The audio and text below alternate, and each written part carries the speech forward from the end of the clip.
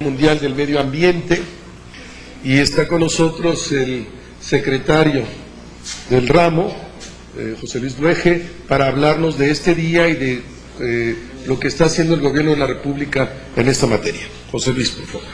Muchas gracias, Rubén, muchas gracias a todos, buenos días. En efecto, hoy se celebra el Día Mundial del Medio Ambiente. Como ustedes saben, fue instaurado en 1972, en la primera reunión de Naciones Unidas sobre medio ambiente. Quiere decir que llevamos 34 años con esta celebración.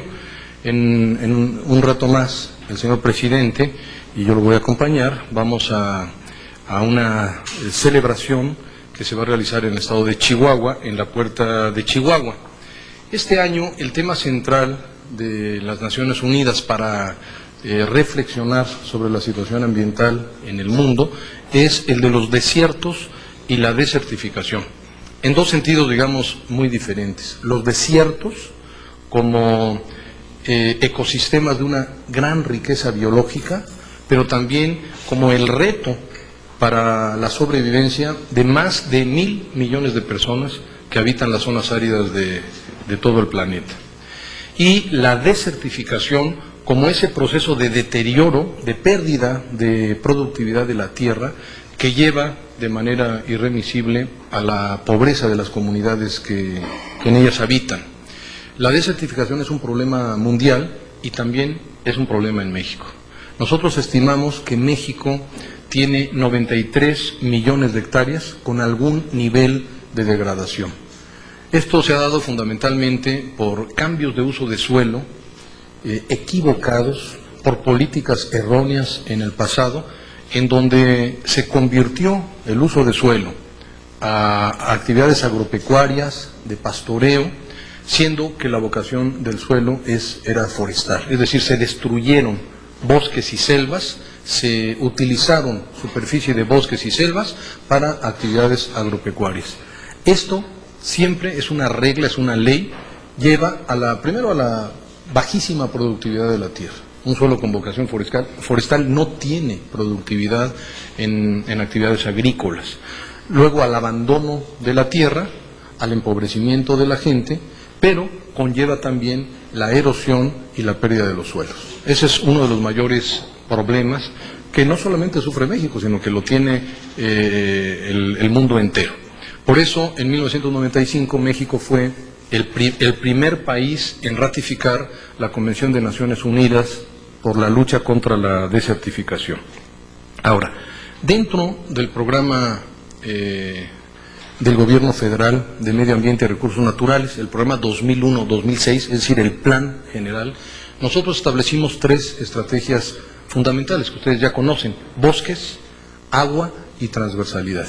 Estas 3 estrategias se manejan a través de 2 programas nacionales, que les llamamos la Cruzada Nacional por los Bosques y el Agua y la Cruzada Nacional por un México Limpio. El tema de conservación y restauración de suelos lo llevamos a través de esta Cruzada Nacional por los Bosques y el Agua, y con 2 instrumentos que han resultado, la verdad, en México muy eficaces: las áreas naturales protegidas y las unidades de manejo y aprovechamiento de la vida silvestre. Estos 2 instrumentos son ejemplo a nivel internacional. México, en este sentido, es reconocido en todo el mundo como un país que ha avanzado de manera muy eficaz en el tema de la conservación. Y hoy tenemos una muy buena noticia. En México, el día de hoy, tenemos 158 áreas naturales protegidas decretadas y el 50% de ellas ya con planes de manejo. Estas 158 áreas naturales protegidas representan 20.1 millones de hectáreas. Hoy vamos a anunciar que 10 nuevas áreas naturales protegidas están en proceso de firma del decreto presidencial, que por cierto, 2 de estas áreas naturales corresponden al gran estado de Chihuahua: los médanos de Samalayuca y el Cerro de Mojinora, que ambas van a ser decretadas como área de protección de flora y fauna en Chihuahua. Y hoy mismo se publican en el diario oficial 6 avisos de decreto para 6 nuevas áreas naturales protegidas. Con esto nosotros estamos confirmando que en noviembre, al finalizar esta administración, vamos a tener decretadas 174 áreas naturales protegidas y una superficie total de 21 millones de hectáreas. Ahora, el tema de las unidades de manejo, que nosotros les llamamos UMAS, unidades de manejo y aprovechamiento de la vida silvestre, hemos logrado ya establecer 6.869 UMAS. Y estas unidades de manejo tienen una cobertura de la superficie del territorio nacional de 24.3 millones de hectáreas. Si nosotros sumamos las áreas de las áreas naturales protegidas, la superficie de las ANPs, más la superficie de las unidades de manejo, tenemos un total de 44 millones de hectáreas, que representa el 22% del territorio nacional. ¿Por qué queremos hoy hacer énfasis en esta cifra? Bueno, porque esta cifra, además de que supera ampliamente nuestra meta, es una cifra reconocida a nivel internacional como un estándar de conservación muy importante.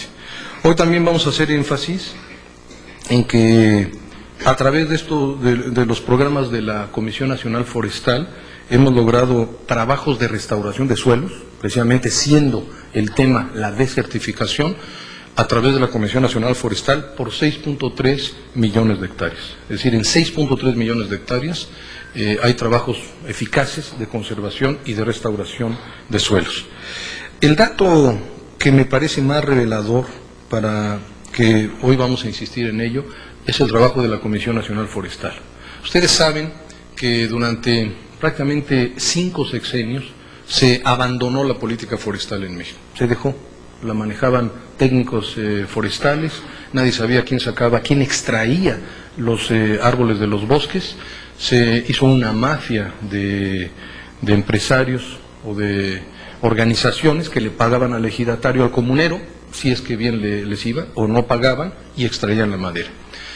Desaparecieron los guardias de bosques, desapareció la política de fomento forestal. Fue hasta el sexenio anterior, en el segundo tramo, después de 1997, cuando se crean 2 programas forestales. Pero en esta administración, en la administración del presidente Fox, se creó la Comisión Nacional Forestal. Y quiero hacer énfasis en esto porque pocos reconocen o piensan que la Comisión Nacional Forestal existía. No, teníamos una unidad forestal que estableciera la política forestal como una política de Estado. Y yo quiero hacer énfasis en esto frente a una serie de información normalmente muy poco sustentada, de que México en este sexenio enderezó la política forestal y logramos en solo 5 años consolidar una institución que se dice fácil, pero es muy difícil, de cero prácticamente a una institución a nivel nacional. El presupuesto de la Comisión Nacional Forestal se ha multiplicado por 10 en 4 años, y los programas de la Comisión Nacional, el programa de reforestación, el programa de plantaciones forestales, el pago por servicios ambientales, también se han consolidado a nivel nacional. Esto nos ha llevado a un éxito indiscutible, que ha sido la reforestación de 950.000 hectáreas al día de hoy. Vamos a sobrepasar los 1.000 millones de hectáreas al final del sexenio, y la restauración y trabajos de restauración y recuperación en 6.3 millones de hectáreas. Quiere decir que nosotros estamos reforestando del orden de 170.000 hectáreas por año, que implica esto la plantación de por lo menos 180 millones de árboles año con año. De manera tal que la política forestal ha logrado reencauzarse, reconociendo que todavía falta muchísimo por hacer, que es muy difícil que en un sexenio se revierta la pérdida de una política de más de 30 años. Pero indudablemente que la conservación de los suelos está en función de la conservación de los bosques y de las selvas. De ahí la importancia de este eje estratégico de bosque y agua. Y desde luego está también el tema del agua, la gestión integral de los recursos hídricos y la visión integral de cuencas. Y dentro de la visión integral de cuencas, hoy voy a hacer énfasis en un programa que llamamos de transversalidad, que es el ordenamiento ecológico territorial. El ordenamiento del territorio es indiscutiblemente la herramienta más eficaz para la planeación y para la gestión ambiental con visión de largo plazo. Si alguien cambia el uso de suelo forestal por agrícola, está destruyendo el suelo. Si se asientan en cauces de ríos, o si se asientan en laderas de bosques o en selvas, destruyen también los ecosistemas. De manera tal que el ordenamiento es también una de las estrategias fundamentales. Y bueno, finalmente, hoy se va a dar el reconocimiento al mérito ambiental a 5 sectores: el académico, el empresarial, el social, el educativo y el individual, a ciudadanas, ciudadanos y organizaciones, y también en los mismos niveles vamos a entregar una mención honorífica. Con esto queremos decir que la defensa de la ecología, del medio ambiente, de los recursos naturales, no es solo una función de la Semarnat, sino que es fundamentalmente un problema de transversalidad de todos los gobiernos y de una gran participación ciudadana de los gobiernos, de las organizaciones, de la iniciativa privada y de los ciudadanos. Pero nosotros vemos de manera muy alentadora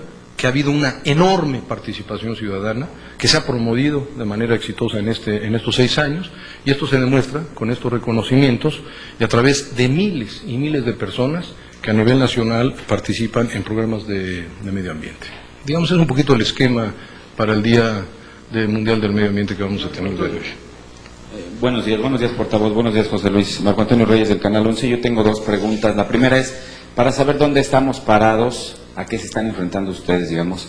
¿Cuántos millones o miles de hectáreas se pierden cada año por la desertificación, a pesar de los avances pues, que tú nos has dicho? Y la segunda es, ¿ustedes están de acuerdo con el diagnóstico de Greenpeace de que por el deterioro ambiental México está perdiendo aproximadamente el 10% de su Producto Interno Bruto cada año? Muchas gracias. Sí. Miren, un dato también muy importante es que tenemos ya de hecho concluido prácticamente, nos falta una afinación. El próximo mes vamos a tener al 100% el inventario nacional forestal. Este inventario ha sido una base cartográfica, geomática, matemática, digamos, con mucha precisión, que está fincada en la serie 1, 2 y 3 del INEGI y en estudios ya muy a fondo y con un reconocimiento a nivel internacional. Digo esto porque siempre hay que tener un instrumento de medición que sea consistente, porque el problema es que se comparan peras con manzanas. Entonces, cuando se dan cifras de deforestación, y esto está confirmado, muchas veces se habla de matorrales como si estuvieras hablando de pinos, si no es lo mismo hablar de una ceiba que hablar de un matorral, de manera tal que el Inventario Nacional Forestal nos da una seguridad. La seguridad, que yo lo puedo afirmar con conocimiento, es que hemos logrado frenar el deterioro forestal en México, que en efecto México venía con niveles de deforestación de 400.000 hectáreas en la década del 90 al 2000. México perdía en una razón de 400.000 hectáreas por año, y esto es dramático. Y también es cierto, es verdad, que en 50 años México perdió el 50% de su masa forestal. Eso también es una verdad que nosotros reconocemos. Pero no es verdad que nosotros estemos en ese nivel. Es completamente falso el afirmar que en ese momento estamos igual que en la última década del siglo anterior. Afortunadamente, pero gracias a esta nueva política forestal, ese nivel de deforestación se ha frenado. La curva bajó, o sea, la pendiente es totalmente negativa en este momento. Estamos en los órdenes de 234.000, de acuerdo a la proyección del Inventario Nacional, pero quedó demostrado, como dije hace un momento, que estamos reforestando de manera eficaz, no nada más cifras al aire, 170.000 hectáreas por año, y que estamos recuperando del orden, que estamos trabajando en restauración de suelos en el orden de las 200.000 hectáreas también por año. O sea, estamos en el camino correcto, pero también nadie está echando las campanas al vuelo. Estamos reconociendo que en materia forestal esta administración recibió una situación de emergencia, una situación de desastre, pero fue lo que recibimos, y lo que estamos entregando es completamente diferente. Y, por último, el dato de Greenpeace, nuevamente, son datos que no es, ¿dónde está la base de cálculo? No tiene ningún fundamento. Marisa. Cristian. Gracias, buenos días. Quisiera saber cuál es la situación de los incendios forestales y de esto cuánto se ha perdido específicamente sobre incendios forestales en los últimos años. Sí, bueno, nosotros advertimos que este era uno de los peores años en la última década por las condiciones de temperatura y de sequía. Afortunadamente ya no está lloviendo en todo el sureste y en el centro del país. Hasta la fecha, el dato preciso no lo tengo aquí, pero estamos en el orden de los 8.800 incendios en todo el país, con las áreas más afectadas en Coahuila, Durango y Chihuahua. Y hemos tenido incendios en 140,000 hectáreas aproximadamente, pero hay dos datos, digamos, alentadores. De estas 140,000 hectáreas, el 90% es arbustivo, no es arbolado, y solo el 10% corresponde a arbolado según los cálculos de la Comisión Nacional Forestal. Y hay dos datos más muy buenos, que hemos reducido el tiempo de detección a 29 minutos, hace años se tardaban horas en detectar un incendio, y a 12 hectáreas por medio por incendio, que también es un dato muy alentador. Solo para que ustedes se den cuenta, en los años 90, el promedio por incendio era de 200 hectáreas. Hoy tenemos un promedio de destrucción por incendio de 12 hectáreas. Quiere decir que los tiempos de prevención y el combate están siendo más eficaces que en el pasado.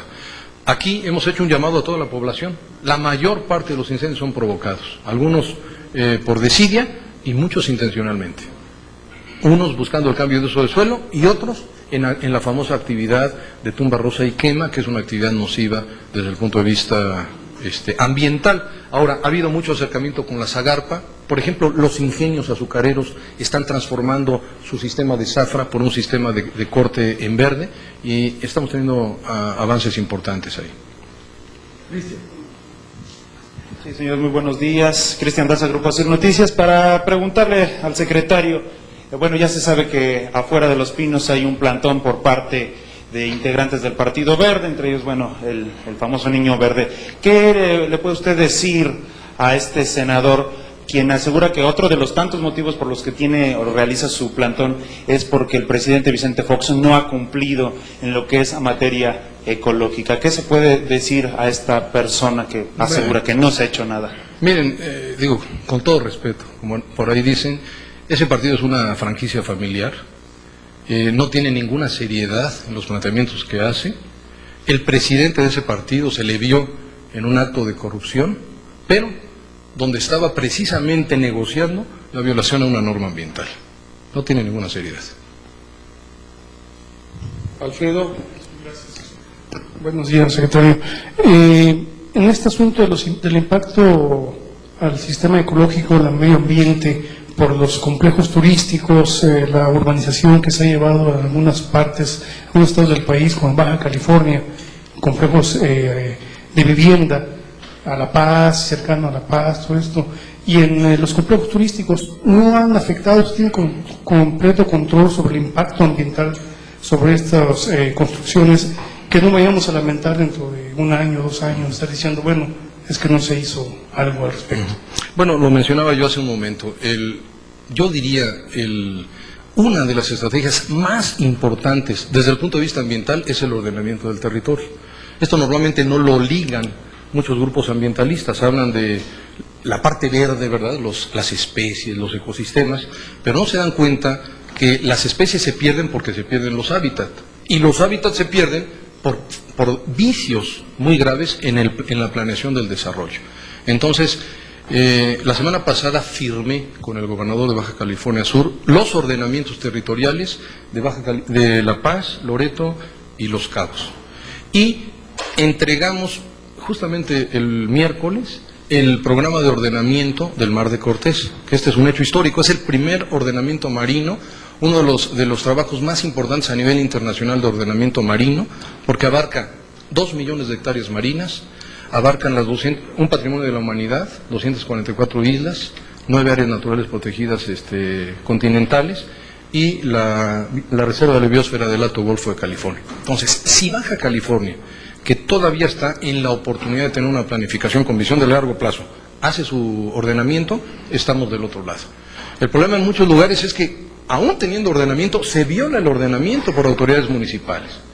De manera tal que esa es una política que sí tenemos que reforzar y que le tenemos que dar continuidad hacia la próxima administración. Si no hay ordenamiento, se pierden los recursos naturales.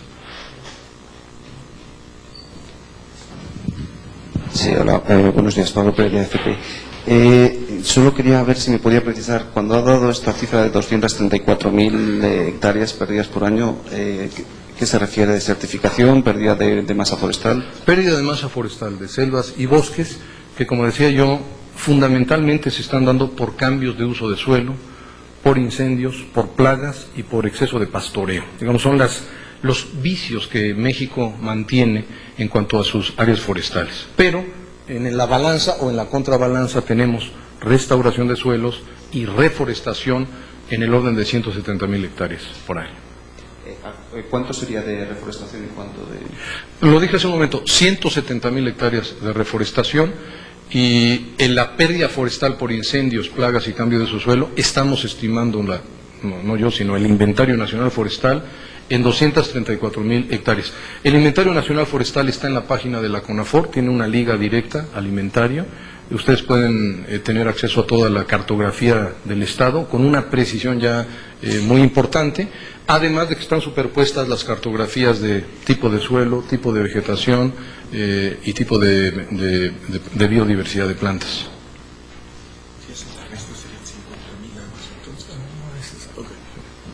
Roberto. Es que si lo manejo así. Gracias, muy buenos días, José, muy buenos días, secretario. Yo quisiera preguntarle sobre el tráfico de las especies. Si ustedes han ubicado ya a los traficantes, ¿cuánto les deja a estos traficantes por este tráfico de especies? ¿En qué cantidad de dinero? ¿Qué ha hecho el gobierno para combatir esta cuestión? ¿Y cuáles son las especies que más están en peligro de extinción por esta práctica ilegal? Bueno, ese es un tema prácticamente de crimen organizado, donde la Profepa ha establecido las principales rutas de tráfico de especies y ha sellado en coordinación con PGR esas rutas, ¿no? Tenemos detectados muchos puntos en el país donde se realizan prácticas de tráfico, como por ejemplo Charco Cercado en San Luis Potosí, como el Mercado Sonora en el Distrito Federal, como Juchitán en Oaxaca y otros puntos. El problema aquí está en que nosotros incluso presentamos también la demanda penal, pero falta reforzar el ejercicio de esas demandas penales. Tenemos una lista importante de personas denunciadas que todavía no han sido detenidas, y nosotros consideramos que para que esto tenga eficacia, pues se requiere acabar con la impunidad. Ahí tenemos todavía un rezago fuerte, pero están identificadas, hemos logrado ya los sellamientos, hay de todo, aquí se trafica con todo, desde aves, mamíferos marinos, hasta muchos reptiles. En Charco Cercado, incluso al lado de la carretera, lamentablemente hemos decomisado águila real, que es una especie en peligro crítico de extinción en este momento. Hemos decomisado monos de todo tipo, guacamayas, pericos, víboras, reptiles, etcétera, ¿no? Hay de todo. ¿Cuánto le deja No podría yo dar ese dato. Pues es un crimen organizado que no podría yo, hay que combatirlo a fondo, y no tengo una estimación de ese dato. ¿Cuántas demandas han presentado? No tengo el dato, pero eso lo podemos, a través de la Profepa, te lo podemos conseguir. ¿Alguna, Blanca? Buenos días. Solamente para preguntar, ahorita mencionaba, por ejemplo, que en el caso de tráfico de animales, pues falta todavía por hacer. En el caso de que por cambio de uso de suelo, que también, aunque está la prohibición, hay quien se la salta y construye. Esto habla de que, por un lado, faltan verificadores o inspectores en cuanto a medio ambiente, o es por corrupción. Pues yo te diría que no, que es un asunto más bien municipal, de transversalidad. Si quisiéramos nosotros hacer todo el ordenamiento desde aquí, estaríamos en el sentido contrario de a donde queremos llegar, que es descentralizar el ordenamiento. La mayoría de los cambios de uso de suelo se dan porque no hay ordenamiento. Está también muy vinculado al tipo de propiedad en México. Acuérdense que nosotros tenemos un sistema ejidal, comunal, donde es el terruño, entonces la gente quiere asentarse en su terruño o quiere tener una tierra para habitarla, ¿no? Cuando en realidad lo que deberíamos de promover es centros urbanos con servicios y áreas muy importantes para el desarrollo agropecuario y para el desarrollo forestal.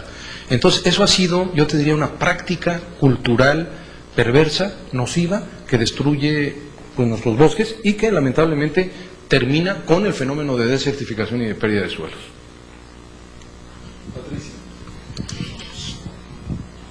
Gracias, buenos días a ambos. Señor secretario, me gustaría conocer si existe por parte de la Secretaría a su cargo algunas acciones preventivas, ya que nos encontramos en la época de los huracanes y estos efectos que cobran evidentemente un gran costo en la naturaleza.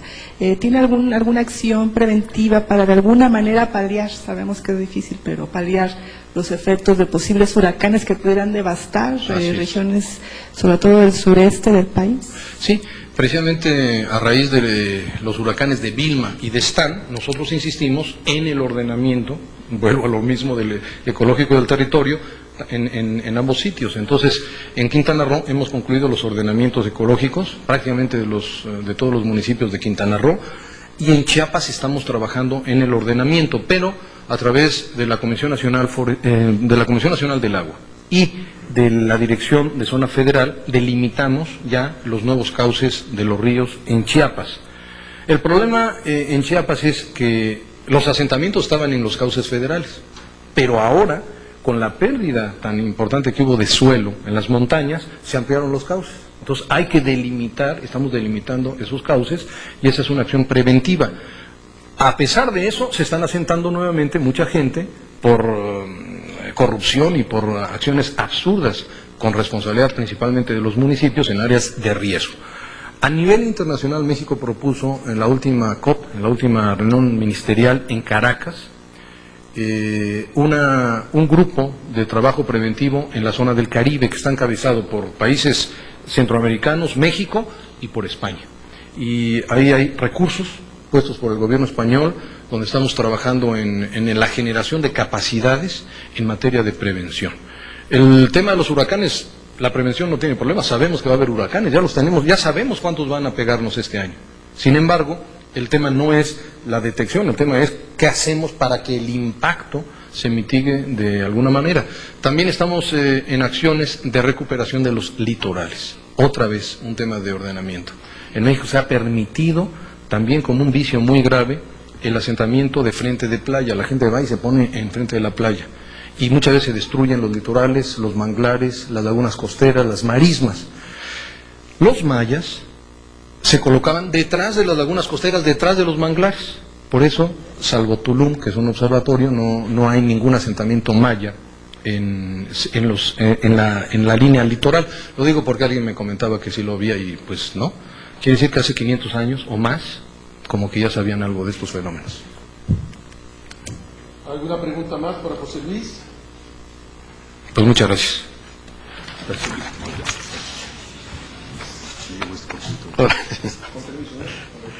Bueno, la agenda del señor presidente para el día de hoy es, la semana primero, para que tengan una idea. El lunes, pues, Chihuahua. El martes hay gira al estado de Nuevo León. El miércoles hay la instalación del Consejo Ejecutivo Permanente del Convenio de Concertación para la Mejora Continua de Prácticas Comerciales y una salida al estado de Veracruz para estar en la 70 Asamblea de la Confederación Nacional de Organizaciones Ganaderas. El jueves está en el Distrito Federal con básicamente estos dos actos: la instalación de la Convención de Prevención y Atención Inmediata a la temporada de lluvia y acciones en 2006. Viernes 9 gira por Sonora y el sábado gira por Guanajuato. Esta es la agenda de esta semana del señor presidente. Y hoy va a Chihuahua.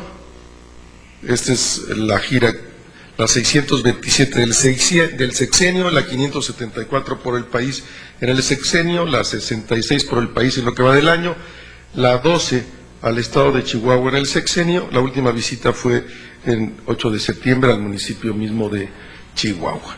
Y hoy el señor presidente tiene un desayuno de clausura de la 7ª Asamblea General Ordinaria del COMCE, que es aquí en el Salón Adolfo López Mateos de Los Pinos.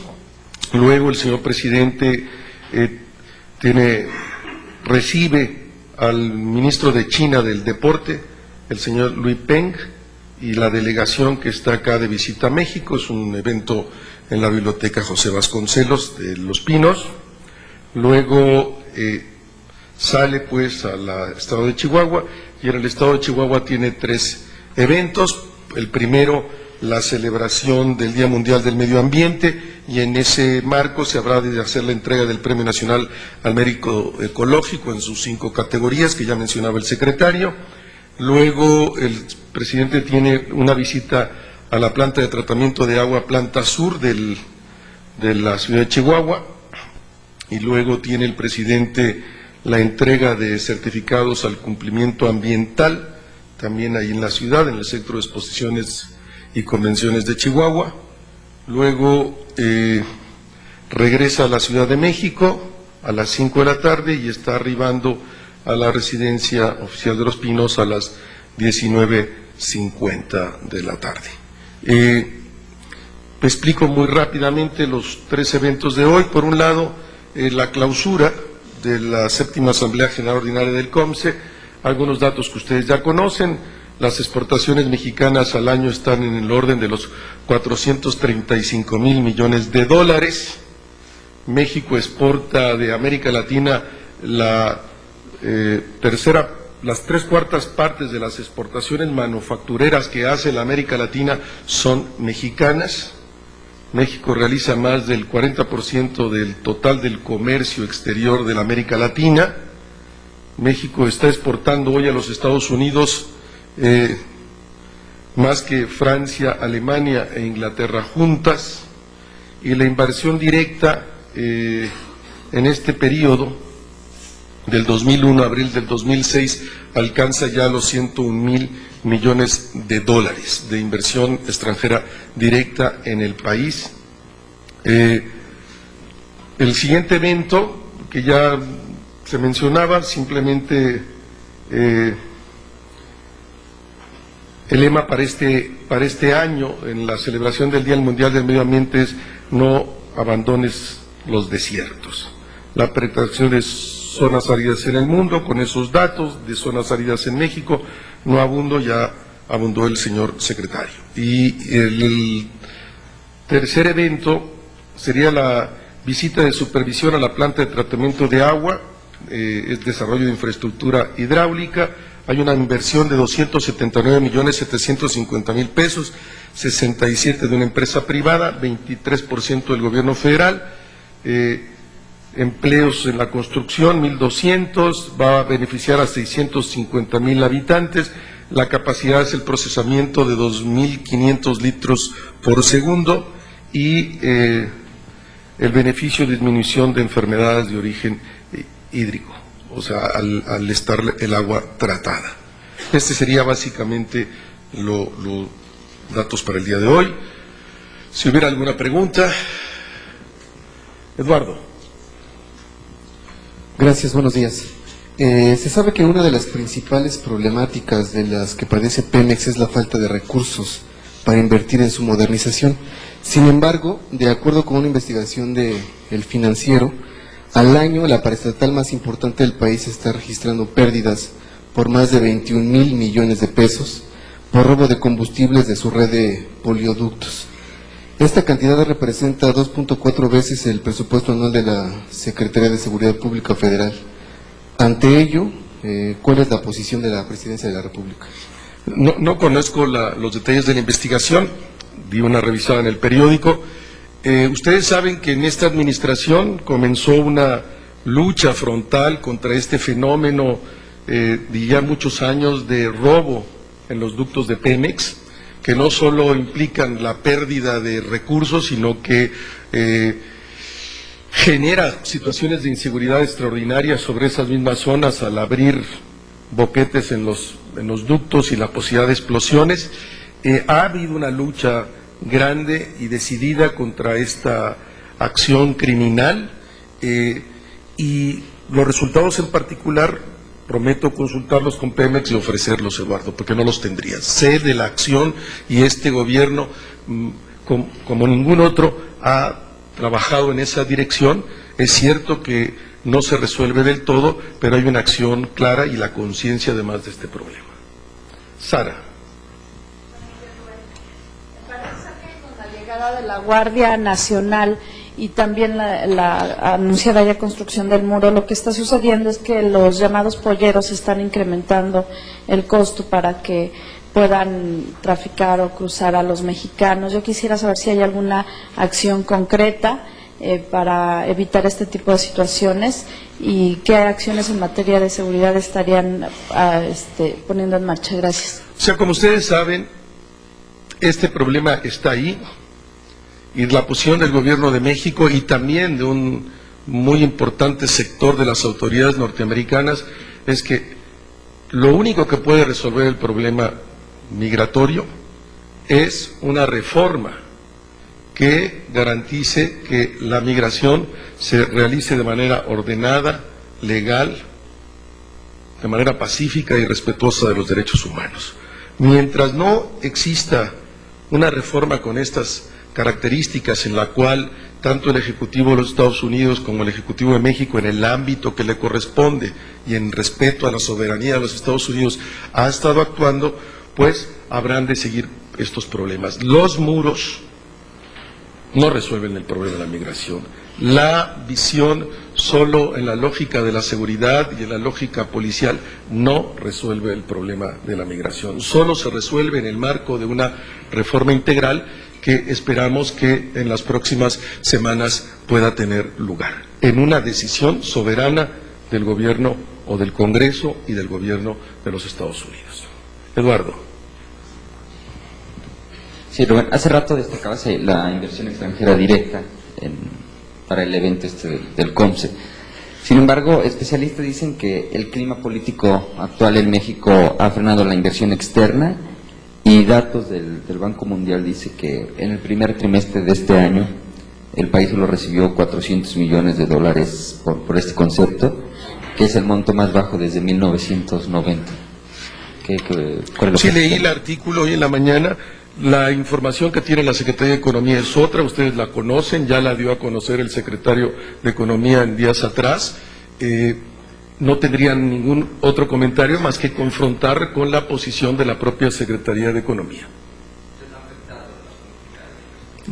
De ninguna manera ustedes conocen, ahí están los datos duros, probablemente el mayor crecimiento del Producto Interno Bruto de todo el sexenio va a ocurrir en este año, el menor riesgo país, las tasas de interés, la inflación más baja en la historia, por abajo incluso del pronóstico del Banco de México para este año. Entonces, todos los datos de la economía estarían diciendo que no hay ninguna preocupación de los mercados, ni nacionales ni internacionales, en relación a la elección, porque se conoce de la institucionalidad con el que el país ha manejado las elecciones en los últimos años.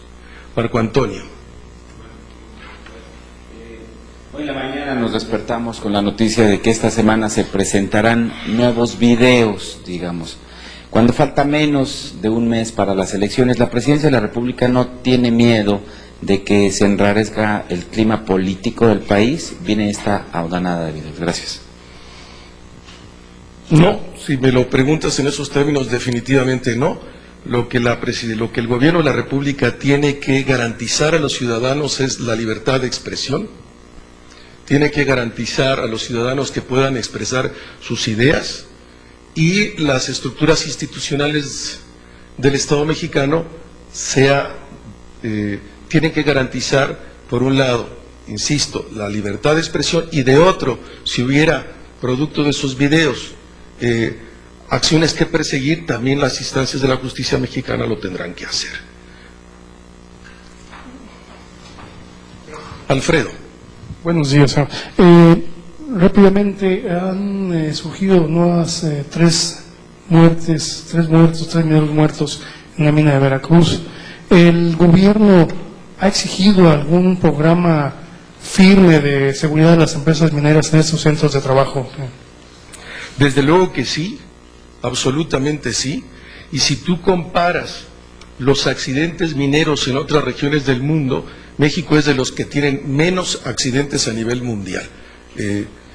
Ya en razón a esta mina en particular, o lo que ocurrió ahí, el gobierno del Estado de Veracruz fijó su posición, está haciendo la Procuraduría del Estado de Veracruz una investigación. Desde luego que lamentamos lo que ocurre ahí, pero se trata también de una actividad de alto riesgo como ocurre en cualquier lugar del mundo. No es excepcional que en México haya accidentes, insisto.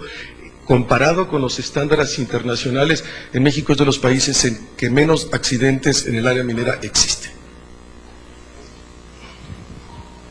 Yo quisiera preguntarle, este fin de semana sufrió un fuerte revés el gobierno federal, en este caso la PGR, 2 órdenes de aprehensión fueron negadas, y bueno, preguntarle cuál es su opinión en torno a esto, si habrá insistencia del gobierno federal por conseguir estas órdenes de aprehensión a través de la vía de la apelación, y si el Interpol ya le dio la ficha roja a México para justamente buscar a Napoleón Gómez Urrutia. La segunda sí, ya está la ficha roja, ya ha sido publicado en todos los medios, ya está. La segunda, pues no lo asumimos así, no se trata de un partido de fútbol, de fracasos, éxitos, se tratan de procesos judiciales. La Procuraduría General de la República mantiene un conjunto de investigaciones, muchas investigaciones, en este caso particular, presentó 2 consignaciones, en una de ellas el juez encargado del caso considera que no se pronunció sobre el delito, considera simplemente que se trata de un delito de orden común y que debe ser remitido al orden común. Ese es el punto, no se trata de ningún fracaso, simplemente la Procuraduría seguirá investigando y sigue el proceso de orden de aprehensión de un juez del Estado de Sonora. Roberto. Sí, buenos días de nuevo.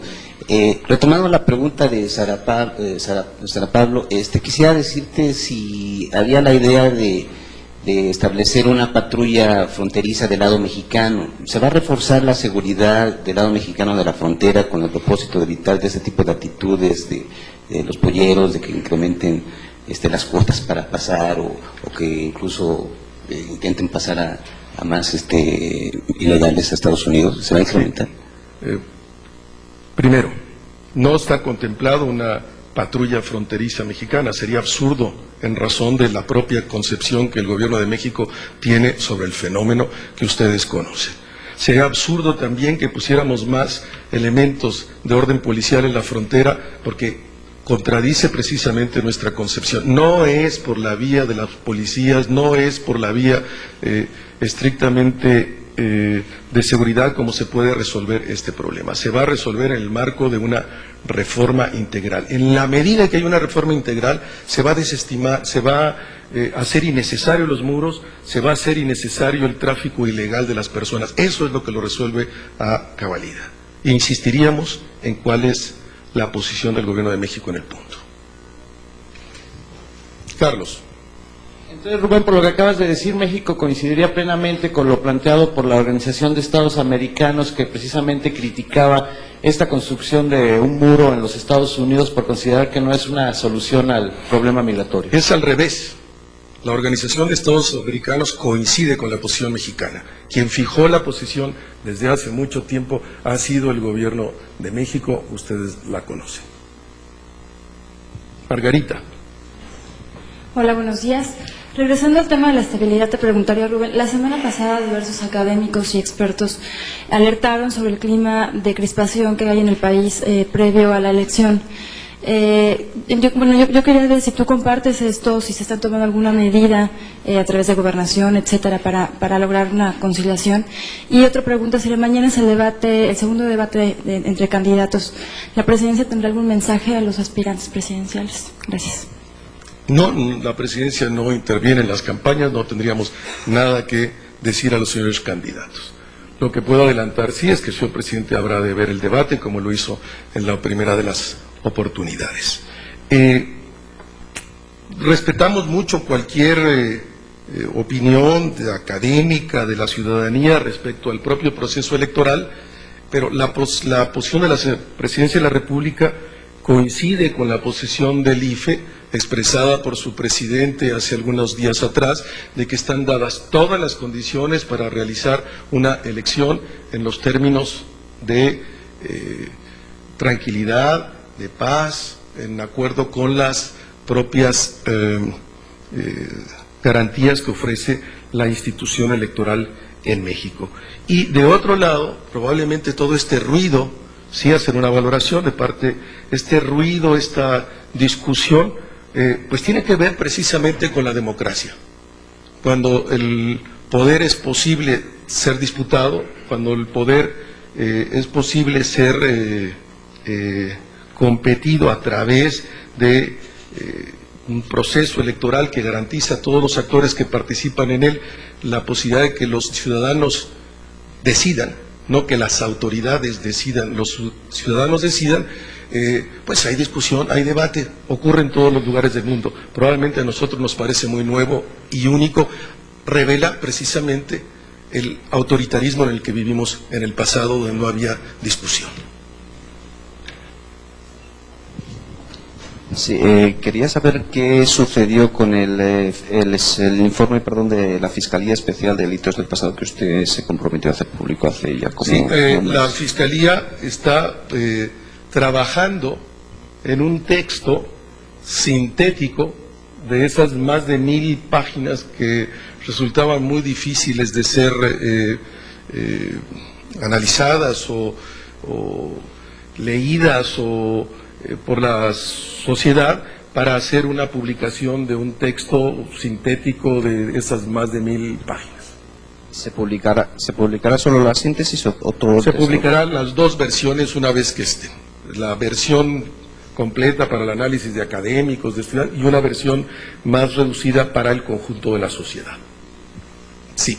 En este mismo sentido, hace unos días se publicó en Milenio un folleto justamente del fiscal, en donde viene la imagen del presidente de la República, la imagen de Cabeza de Vaca, un texto de 60 páginas, ya publicado por la Fiscalía. Sin embargo, se dice que es un simple borrador en donde al final vienen 3000 ejemplares editados. ¿La presidencia tuvo conocimiento de esta impresión, de este folleto de la propia Fiscalía del pasado? No, no conozco esa publicación. Me comprometo a informarme sobre ella. No conozco. ¿Sí? Buenos días, Mónica Romero, W Radio. Retomando lo de los videos, nada más para que quede muy clara la postura de la presidencia, ¿se va entonces a iniciar una investigación si se demuestra algún tipo de acción irregular al margen de quien sea? Ya se adelantó, por ejemplo, que va a estar un video de Horacio Duarte. Entonces, al margen de que el personaje, ¿se va a iniciar una investigación si se presenta? No estoy informado, presidencia no está informado del contenido de los videos, como todos ustedes. La presidencia sabe de unos videos porque leemos los periódicos también y nos informamos de los noticieros, pero no tenemos mayor información. Si producto de esos videos hubiese algo que perseguir, pues tocará que alguien presente una denuncia, porque la Procuraduría General de la República, para el caso federal, no puede iniciar ninguna investigación si no hay una previa denuncia. Pero si ocurre, seguramente tendrá que suceder así. Marisa. Gracias. Los trabajadores de la industria minera continúan con esta amenaza, ahora dicen, de provocar una crisis en el sector a través de paros o de cierre de fábricas si se retrasa la toma de nota de Napoleón Gómez Urrutia como líder del sindicato. Parecería que continuarán con este chantaje. ¿Cuál es la postura de la presidencia? No ceder a ningún chantaje. Esa es la posición. Nos vemos mañana. Mil gracias. Buen día. Buenos días.